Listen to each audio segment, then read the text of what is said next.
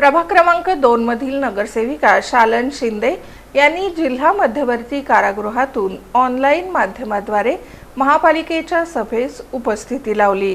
सोलापूर महानगरपालिकेच्या सर्वसाधारण सभेत एक वेगळी आणि चर्चेची बाब पाहायला मिळाली।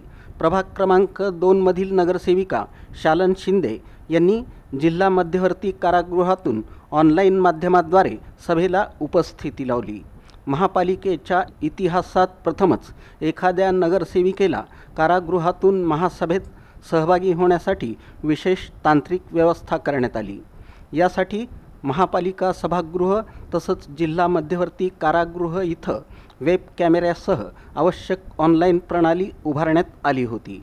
सभागृहातील चर्चेत सहभागी होण्यासाठी तसंच उपस्थिती नोंदवण्यासाठीही व्यवस्था करण्यात आल्याचं सांगण्यात आलं। दरम्यान नगरसेविका शालन शिंदे या बाळासाहेब सरवदे यांच्या खून प्रकरणात सध्या जिल्हा मध्यवर्ती कारागृहात न्यायालयीन कोठडीत आहेत। या पार्श्वभूमीवर त्यांना ऑनलाईन माध्यमातून महासभेत सहभागी करून घेण्यात आलं। सोलापूर महापालिकेच्या सभागृहात या घटनेची दिवसभर चर्चा रंगली होती। तांत्रिक सुविधांच्या मदतीनं प्रशासनानं केलेल्या व्यवस्थेमुळं अनेक सदस्यांनी आश्चर्य व्यक्त केलं, तर काहींनी याला महापालिकेच्या कामकाजातील डिजिटल बदल असंही संबोधलं।